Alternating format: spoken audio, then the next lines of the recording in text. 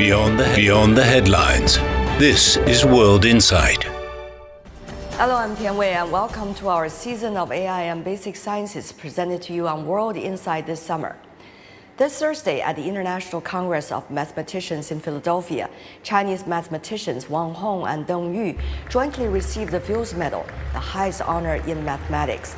Renowned mathematician Shing-Tung Yau, the first Chinese winner of the Fields Medal, sent his congratulations to these young two mathematicians. It's exciting to know the news about Fields Medal Award in ICM in Philadelphia in America.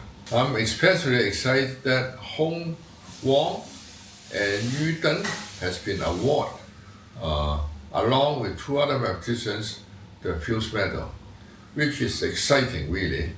China's support for basic science, including mathematics, is unprecedented and surpassed that of many other countries in the world. I believe that China has become a hotbed for basic research. I look forward to the world gaining a deeper understanding of the development of basic science and witnessing the remarkable stories of the scientists during the progress. I had the chance earlier to sit down with Professor Yau. He has long championed the cultivation of young talent and the pursuit of scientific rigor and originality. As China puts more emphasis on basic research and innovation, I asked Professor Yau how to ignite a genuine, lifelong curiosity for science in the next generation. As Plato said, mathematics is always the most important. As part of the basic science, what role does mathematics play these days at the age of AI? Well, mathematics is the basic of all basic science.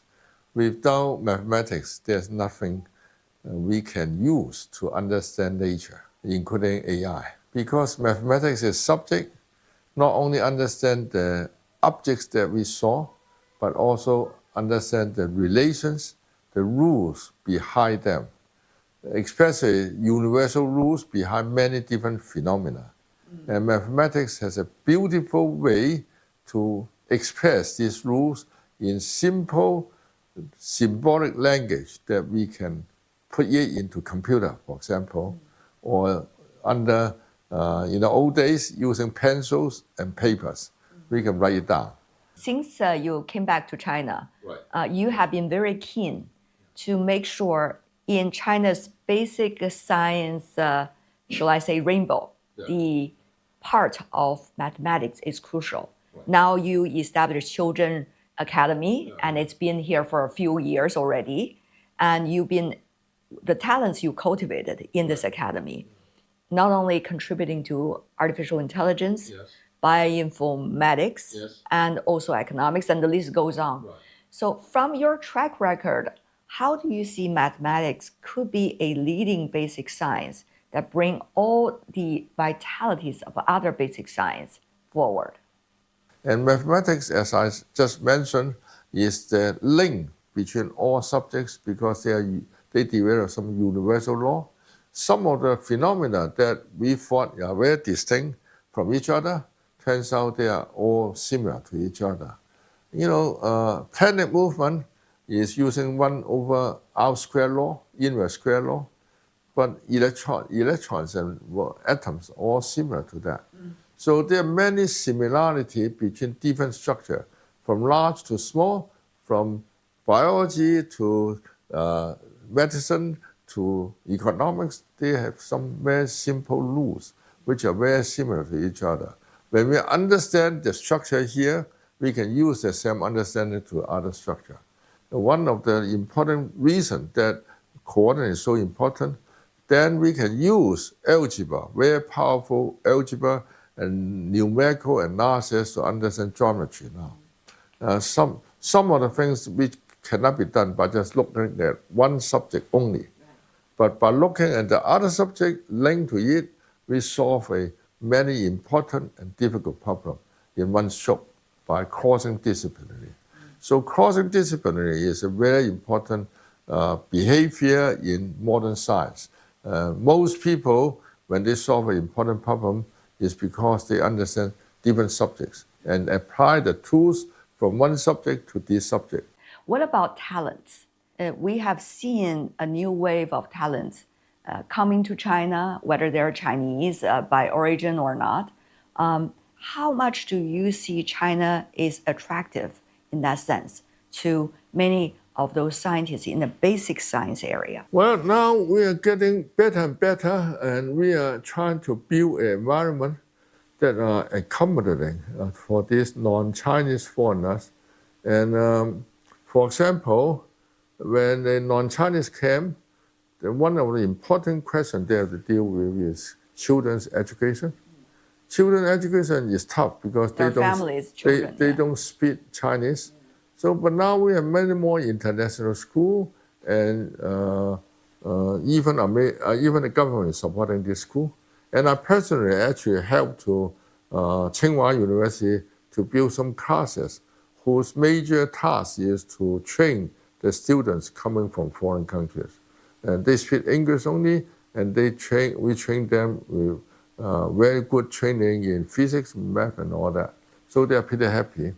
So this part is improving, but it's still some way to go. The second thing is about housing. Housing is much better nowadays compared to the old days, and it's also much cheaper. And then also entertaining, for example, you go to opera, you go to cultural life, music and all that. It's getting better. You can listen to ballet dancing from Moscow. You can watch that. You can listen to major opera singers and all that in Beijing City nowadays. So it's getting better and better. And most important of all, I think, is medical care. American, because of HMO, and they want to save money, they don't allow you to go for checkup too often. In China, you can go to checkup much more often than other countries. And for example, a very major mathematician came half a year ago. He said, "Oh, I have some problems. Hearing is serious in the head." So I said, "Okay." We brought him to the major hospital in Xiehuo, Union Hospital. So he went in 9 a.m. and then they immediately put him in CAT scan in several major tests immediately. And 2 hours later, they tell them the diagnosis says that you have no problem. So he was released and very happy and comfortable, no problem. So this is something that I think the Chinese medical care is far better than America.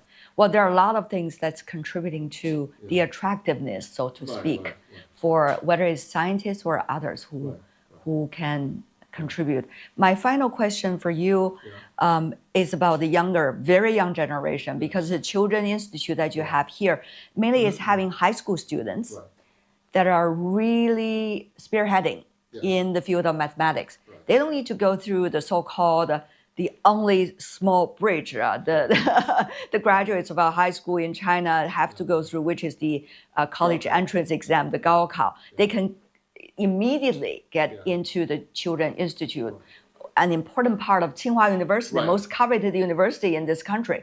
So how is that going? Do you see that is the road for China and for other universities? I've gone through more than 300 biographies of famous mathematicians. Almost all of them start their interest, excitement in mathematics by the age of 12 to 13. The age of 12 to 13. Yeah. Wow. They got excited about it. And then one way or the other, they will talk with the masters in the field and then get developed. And I think we should give the same chance to some of our students in China. And I actually went to many of these high school or middle school. I talked with these kids. I was totally amazed how much they know and how well motivated they are. What do you mean? Tell us more about it. Okay, we have about 2 years ago, we grouped a bunch of in the order of 30 students from elementary school who is just turning into middle school, so grade 7. So I asked some of my friends who are academicians to come to teach the young kids. Okay. So I watched it, the first lecture. So my friend was a number theorist. He asked these kids, Well, let's talk about numbers. I want to tell you what prime number is. At least 1, 3, 1, 2, 3, and all that. They all got know it. They are excited about asking questions. And then they said, now we go a little bit further. I want to look at those prime numbers, which can be written as a squared plus b squared, integer squared. That's beyond my beyond your knowledge age. now. And the kids watch it, and they start to do one by one by one. And then they come up with a conclusion. Oh, they have to look like 4m plus 1. 4 times the integer plus 1. And they found it just by them. And I was totally amazed. That was really impressive. In a matter of half an hour, they did all this in one lecture. They figured it out. They figured it out by themselves. And not only one person, the whole group was asking questions and got very excited. Yeah. And I was very pleased. They asked questions, they tried to answer it, but when they finished, they are fighting each other. Small just like the kids of their year. Yeah, so I'm very excited by that. But you know, Professor, there were earlier debates in China, you know, whether these children with special, you know, kinds of curiosity and talent should be put together in an institution or in a class like what you are running right now here in Tsinghua, because some of the earlier 少年班 with the Chinese Chinese University of Science and Technology did not necessarily work that well. It depends on people, and I think it's very important you work as a group.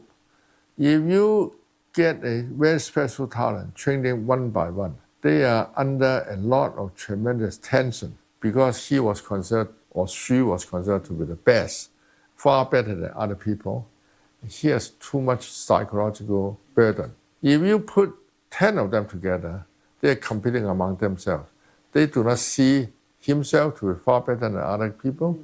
And so they're working together as a group, and I think they have a much more balanced view about life and balanced view about how to study. And they are not lonely also. And to train very, very special talent, a very, very important problem is friends, no friends. And here we build a group of them together.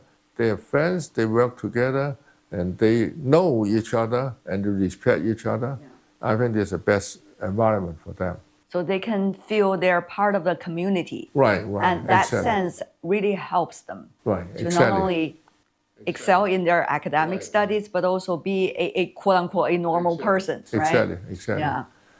This not only in China, I mean in France, for example, or in Germany, or in Russia, they have the special talent school. For example, in France, you have the famous Economa Superior. They train the very talented students. And they pick them up, they train it in a special way. They did well. There are many things we have to improve, but globally, I think we are fine. Just imagine, each year, there are about 14 million high school students graduate. Out of the 14 million, we pick about 100 students and train them. It is a small percentage, it's really very tiny percentage. And once we have this small group going well, they will become the leader of this large group of people, and we need some leaders to help. Professor, it has always been a great pleasure to talk to you and learn a lot along the conversation. Thank you so much. Thank you. Yeah. Thank you. Thank you. Thank you. Welcome back. I'm Tian Wei, and this is World Insight. We're focusing on the season of AI and basic sciences presented to you on this program. As AI reshapes the world, where will the next generation of visionary brilliant minds come from? To explore this, hear my conversation with Professor Andrew Yau, the first Chinese scientist to receive the Turing Award, the highest honor in computer science. Beyond his groundbreaking research, Professor Yau has spent the past 2 decades focused on another mission, cultivating the next generation of scientific talent. In my exclusive interview with him, we spoke not only about the artificial intelligence and the future of science, but also about how and why inspiring young minds may be the most meaningful achievement of all. You are not only a renowned scientist yourself, but also a well-known educator. So when you were teaching the freshmen that's, you say, always it should be the emphasis of your work. What kind of logic, philosophical approaches, or ways of thinking would you like to nurture among these young talents? I think that, of course, when you teach freshmen, you have to adjust your style to different type of students. In Tsinghua, we usually have really bright students in our class. Therefore, our job is not really to help them go through the detailed calculations or the standard proofs, but to try to instill in them the spirit of adventure. And typically, what I would like to do is to show them some really beautiful results, which sometimes will need very difficult arguments. But the challenge is to find a way that you can explain it to them in a more elementary way, so that they would, on the one hand, they will be able to grasp techniques, but on the other hand, they really can see the beauty in all these ideas. To a liberal arts major like me, it's fascinating what you just described as that adventure. Would you like to give us some examples of those adventures? For example, when you are trying to nurture them into interdisciplinary subjects. Yes, I can remember I gave lecture in the introduction to computer science. And I sometimes would talk a little bit about quantum computing. Quantum computing is actually like doing a physics experiment, because in physics, we know that when you have a crystal and you have light go through it, and it would be reflected through different angles and in different colors that you can see. And so actually, this particular phenomena is what makes quantum computing so powerful. So I try to phrase the proof of a certain algorithm, a quantum algorithm, in the language of a diffraction of the light through the crystals.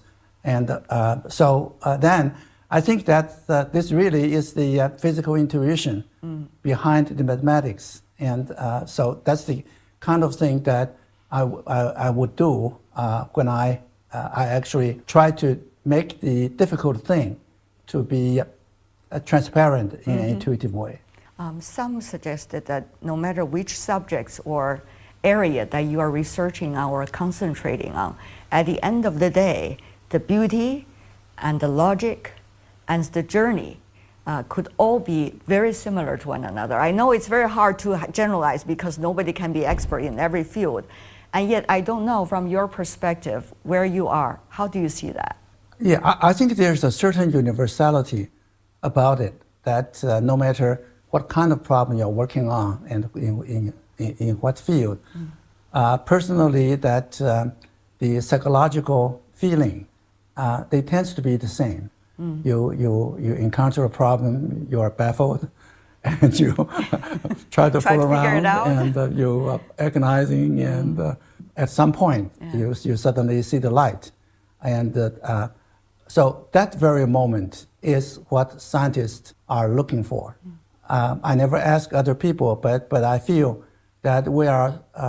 I think all the scientists are addicted to seeking that feeling. I think that perhaps some nerve cell in the brain emits some chemicals and gets you addicted, and you just try to replicate it. And I think that moment is the beautiful moment, because at that moment, you know that in the whole world, you are the only one who knows this little secret. You are the lucky one. Yeah, even if it's not a huge achievement, but you are the one who have found, and that's what we all look for. Yeah.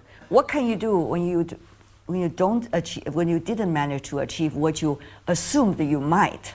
I think with experience, that I think that it's just like in playing sports, and you are if you're on a basketball team, you of course you wouldn't win all the time, but I think you learn how to handle failure, and most of all, in playing games, you learn to appreciate the merits, and you get to admire other people. Yeah. It's the same thing with the problem. I think that you attack a problem for a long time, you finally give up. You should just be very graceful and you appreciate the problem even more. And when someone else solves the problem, and then the first thing that comes to your mind is not that, oh, I should have persisted and do it, but the first thought that would come to my mind is that I really want to see the proof. Yeah. I want to see how this wonderful person is able to overcome all the obstacles that I have encountered. Computer science, which is a subject you have been devoting decades on and certainly greatly achieved. What do you think are some of the biggest questions that you are still thinking today, and why do they matter? Just to understand the nature of intelligence and the wonderful ChatGPT and the big language models, and they have it's just unexpectedly, they have opened up a window to us, namely that actually it is a real life model that you can experiment and observe.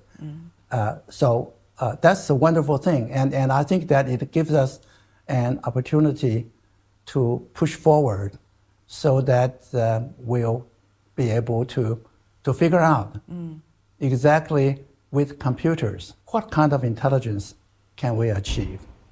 It's a very exciting thought, but it also really tells us that we have to really take AI safety as a serious subject.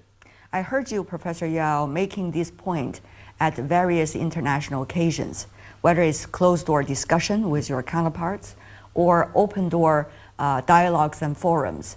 Have you seen from when you become vocal about this until now, any real progress being made about setting the boundaries or better understanding of the nature of intelligence? Yes, I think that actually what has surprised me is that the speed with which the world has accepted this safety issue as a very important and serious issue by nearly all the communities, from the government, from the industries, and from the academics, even the common people.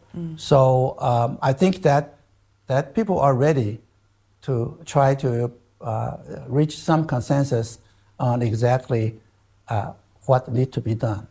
And actually, we do have some time, because the intelligence that has been achieved so far has not reached to an alarming level. And so right now, what we need to do is to figure out how to put the red lines on some of the very largest model, and also we can figure out how to deal with some of the standard issues. From the scientist's perspective, where do you think, or how to achieve that kind of standards you just mentioned, and how to scientifically approach the question of the so-called red line that you just mentioned? I think that actually we do have quite a bit of experience previously in dealing with similar issues like nuclear proliferation, and also some of the biotechnology hazards that it can create. So we do have some experience on how to figure out the regulations and how to legislate. And I think right now there are many. Certainly, there's a community of conscientious scientists who are onto this issue. And the great thing is that that scientists in general are pretty open-minded and also can have rational discussions, and also many of us know each other, and so it's not too difficult to get respected scientists together and try to discuss what needs to be done. And so on this, the scientific community, this is not too difficult to do. And the good thing is that it seems that most of the governments over the world, they also are listening to the scientists. So I am pretty sure that at the end of the day, we are going to come out as human beings, safe and sound. And that is all the time we have for today. If you'd like to know more, search World Insight. Check out our YouTube channel. Follow us on X and Facebook. I'm Tian Wei. Thanks for being with me. Bye for now. Have a great weekend.